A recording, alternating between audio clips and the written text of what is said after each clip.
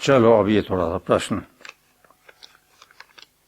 आपके किसी भी प्रवचन को सुनने के बाद ये कैसे पता चले कि इससे मात्र हमारे अहम का तुष्टीकरण सेटिस्फैक्शन हुआ या हमारे स्वयं ब्रैकेट में जीवात्मा का फर्दर शुद्धिकरण अर्थात विकास हुआ? क्या इसकी कोई पहचान है? दूसरा प्रश्न भी है, दोनों रिलेटेड ही हैं। दूसरा है, आपका प्रवचन सुनते समय क्या हम ऐसा कोई तरीका अपना सकते हैं जिससे हमारे स्वयं जीवात्मा का ज्यादा विकास हो बेमुकाबले अहम के? देखो, जब भी कहीं किसी सत्संग में जाएं, यहाँ आए या और भी कहीं जहां भी विधान भगवान कराएं, तो बजाय इसके कि सुन भी रहे हैं सत्संग को और अपने को जांच भी रहे हैं, इस फैकल्टी को तो डिस्करेज करें। होती रहती है लंबे समय तक, लेकिन नहीं, इसको इंपॉर्टेंस न दें। श्रद्धा और आस्था से जो कहा जा रहा है उसे सुनो, पूरी श्रद्धा आस्था से, और जितना आत्मसात हो सके वो आत्मसात हो ही जाएगा। और जो आत्मसात ना हो या जिसके बारे में संदेह हो या जचे नहीं, उसके बारे में ये दृष्टिकोण रखो कि वो तो ठीक ही कह रहे हैं, मेरी समझ में नहीं आया होगा, वो तो गलत कहते ही नहीं, जिनका मैं सुन रहा हूं मेरे समझ में नहीं आया होगा, तब लाभ होता है। और जीवात्मा का विकास या अहम का तुष्टीकरण आदि इसमें मत पड़ो। अपने आप को स्वयं जांच करके चलने की क्षमता होती तो कहीं जाने की जरूरत ही नहीं थी। चूंकि वैसा नहीं है और वैसा होता भी नहीं, और कोई कैसा भी व्यक्ति हो, कभी ना कभी तो उसे जाकर के सिर झुकाना ही होगा, निश्चित रूप से, कहीं ना कहीं। उसके बिना अहम गलता नहीं। अहम का जो नाश है किसी रूप में, मैंने बताया था अहम दो प्रकार का है। एक अहम सत्ता मात्र होनापन, सत्य होनापन, ये तो सदा रहेगा। ये तो वही है जो हमारी सत्ता और परमात्मा सत्ता एक ही, उसका होनापन, सत्ता, सत्य, चित, आनंद, ये तो रहेगा। लेकिन वो जो आइडेंटिफिकेशन है दूसरी बातों के साथ, वो नष्ट होना है। आइडेंटिफिकेशन माने मैं विद्वान हूं, मैं पढ़ा लिखा हूं, मैं इस वर्ण का हूं, कुल का हूं, इस पद पर हूं, बुद्धिमान हूं, रूपवान हूं, धनवान हूं, आदि आदि आदि आदि। ये सब बातें धीरे धीरे गलनी है। स्वामी जी महाराज ने हर बात को अद्भुत तरीके से समझा दिया है माने परमात्मा, और हूं माने अहम, और हूं में है छिपा हुआ है का अभाव नहीं हो सकता कहीं परमात्मा का, सत्य का। सत्य तो सदा ही है, हर जगह है, परमात्मा तो है ही। उनसे अपने को भिन्न मानना ही अहम है। जिस अहम का सबसे बड़ा जो रूप है प्रकट होता है वो यही है कि मैं शरीर हूं, शरीर मेरा है, इस तरह से, या मैं शरीर हूं, वो अहम है। अच्छा तो सारे प्रयास इसको ही गलाने के हैं, इसको ही समाप्त करने के हैं। उन प्रयासों में अपने अपने तरीके से लाभ होता है अलग अलग व्यक्तियों को, क्योंकि सब व्यक्तियों की आंतरिक स्थिति एक सी होती नहीं। एक ही व्यक्ति की आंतरिक स्थिति भी, आंतरिक स्थिति माने अंतःकरण की स्थिति, आत्मा तो सदा ज्यों का त्यों ही है, उसमें ना कुछ घटना है ना बढ़ना है। एक ही व्यक्ति की स्थिति में ही परिवर्तन होता रहता है। तो भगवान का कुछ ऐसा विधान है कि जैसी जिस व्यक्ति की आवश्यकता जिस समय है, उसकी आवश्यकता के अनुसार उसके विकास के लिए व्यक्ति, परिस्थिति, घटनाक्रम आते रहते हैं। उन व्यक्तियों से भेंट हो जाएगी, वैसे घटनाक्रम हो जाएंगे। अपने को समर्पित करना है, खुला रखना है, कुछ भी नहीं है। अपने आग्रह ने ही रोका हुआ है उस सत्य से। स्वयं के जो अंदर आग्रह हैं अनेक प्रकार के, जन्म जन्मांतरों के, तो ये बात है। ये बात ही मत करो कि मेरा क्या विकास हुआ क्या नहीं हुआ, क्या हो रहा है। आस्था श्रद्धा से जहां सुनना है पूरा सुनो।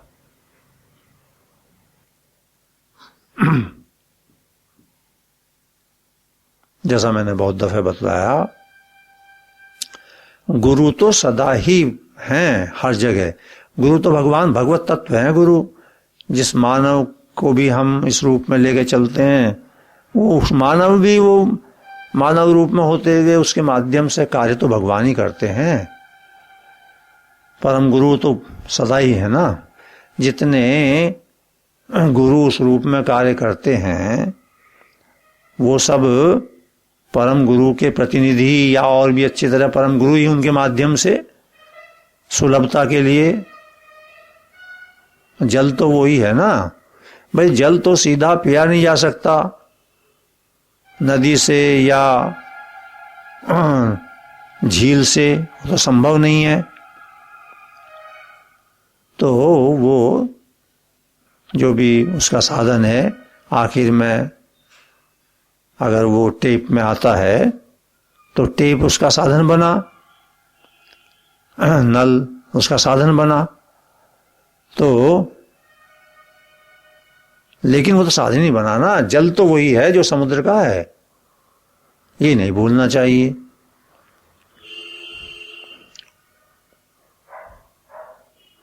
इसलिए सब जगह गुरु विद्यमान है। शिष्यत्व घटित हो जाना बहुत कठिन काम है। शिष्य बनना बड़ा कठिन काम है। शिष्य बनना माने मर जाना, जीते जी मर जाना। भौतिक शरीर तो जिंदा रहे और मन मर जाए, इसे कहते हैं जीते जी मर जाना। ये है बात सारी। बाहर के गुरु को जिसको हम करते हैं वो भी तब तक ही उनका अधिक योगदान होता है जब तक हमारे अंदर के गुरु का जागरण न हो जाए। अंदर का गुरु माने विवेक, विवेक का जागरण न हो जाए। यद्यपि ऐसा मानना भी नहीं चाहिए कि अब मेरे विवेक का जागरण हो गया इसलिए उस बाह्य गुरु की कोई आवश्यकता नहीं ना, ये भी फिर गड़बड़ हो जाएगी। आखिरी बात तो संतों ने स्पष्ट कह रखी है, जब तक वो नहीं होगी तब तक चलती रहेगी यात्रा, और यात्रा उसके बाद भी चलती है, फिर उसका दृष्टिकोण बदल जाता है। क्या है आखिरी बात? सिया राम मैं सब जग जानी, सब जग जानी बिना एक्सेप्शन के, कराऊं प्रणाम जोर जुग पानी, बिना एक्सेप्शन के, कोई एक्सेप्शन नहीं। अर्थात वासुदेव सर्वम, सब भगवान हैं, एकमात्र भगवान। तो सब भगवान होने से पहले किसी एक को भगवान मानने से विकास होता हो तो उसके लिए है ये सारा गुरु के सन्निधि जाना आदि करना बात। अरे थोड़ा सा गहराई होगी तो यहीं अद्भुत रहस्य प्रकट होंगे। जब बचपन में बिल्कुल असहाय अवस्था में, छोटेपन में माँ के साथ सोते हुए पेशाब हो जाता है और वो माँ पेशाब वाले कपड़े को नीचे सर्दी की जनवरी रात में अपनी तरफ कर लेती है और हमारी तरफ कर देती है सूखा कपड़ा, तो उस माँ के माध्यम से भगवान ही तो हमारा पालन कर रहे हैं। भगवान ने तो किया ये। फिर उसके बाद माँ चलाना सीखती है तो भगवान ही तो करा रहे हैं उसमें। पिता जो कितने पेन्स लेकर के कहाँ कहाँ किस इंस्टीट्यूशन में जा कर के और दाखिला कराते हैं, वो भगवान ही तो करा रहे हैं। कदम कदम पर भगवान ही तो लीला कर रहे हैं ये।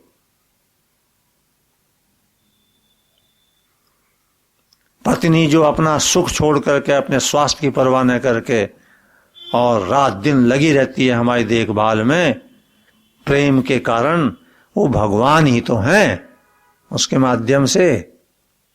ऐसे ही पति अपना कर्तव्य करने के लिए सब कुछ छोड़ने को तैयार यदि हो जाता है पत्नी के लिए, तो वो भगवान ही तो हैं और क्या है।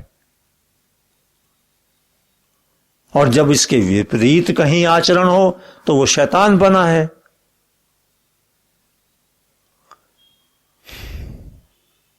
सब जगह ऐसा ही है, भगवान की लीला हो रही है सब जगह।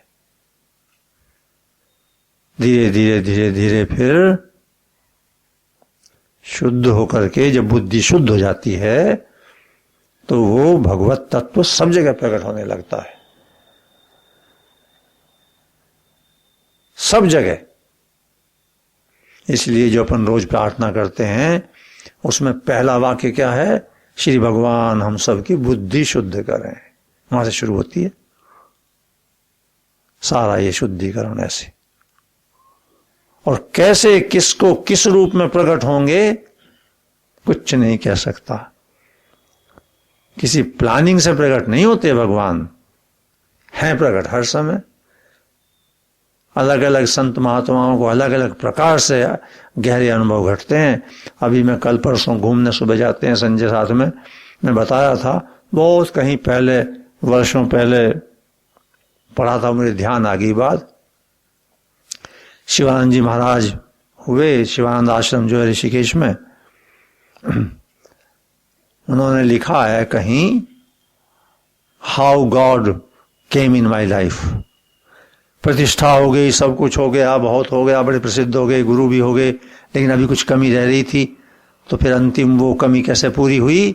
सत्संग चल रहा था वहां, थोड़ा इधर उधर अंतर हो सकता पर इसेंस मुझे याद है जो मैंने पढ़ा था कि सत्संग चल रहा था, बिना किसी कारण के एक आदमी खड़ा हुआ और छुरा लेकर के छाती मारने को आया। वो पकड़ लिया बाय चांस उन्होंने, शिष्यों आदि ने, वो लगा नहीं। उस इवेंट को बताया है शिवानंद जी ने कि that was the event that God came in my life. टूट गए सारे अवरोध, सारा द्वेष भाव, सब कुछ रहा सहा, छुरे वाले में भी भगवान दिख गए। ऐसी घटनाएं घटती रहती हैं। आचार्य श्री राम जी महाराज के तो मार ही दिया था छाती में, वो तो शांति कुंज वाले, उनको तो कर ही दिया था छाती में, बिल्कुल लहूलुहान। आधुनिक काल के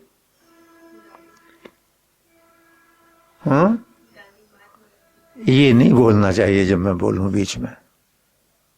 तेरे लिए ये भगवान प्रकट हुए आज, जब मैं बात कह रहा हूं तो तू थोड़ा धैर्य रख।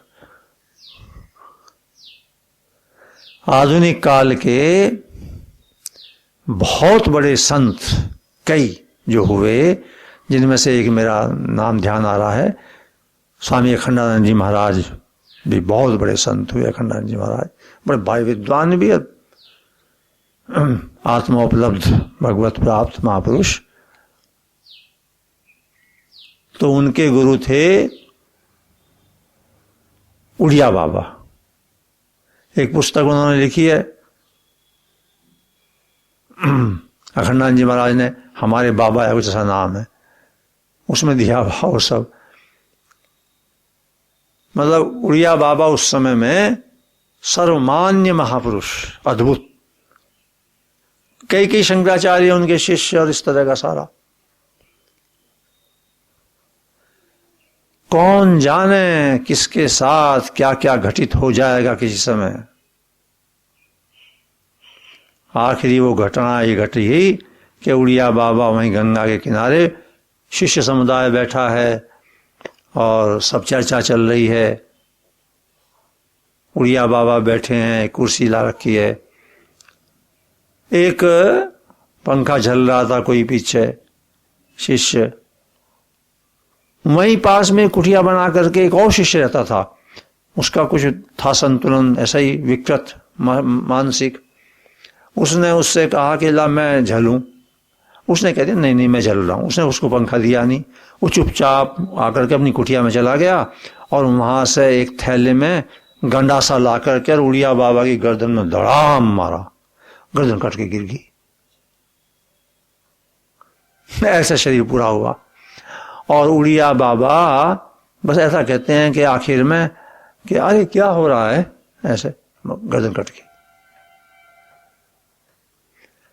अरे ईसा मसीह यहाँ पर सूली पर चढ़ाए जाते हैं, और ये भी इनकी जो कह रही थी, यहाँ गांधी को गोली लगती है, यहाँ बुद्ध के ऊपर पत्थर मारे जाते हैं फेंक करके, यहाँ महावीर के कान में कील दे दी जाती है। हम कौन से बसात हैं, हम काहे के हैं यहाँ। इसलिए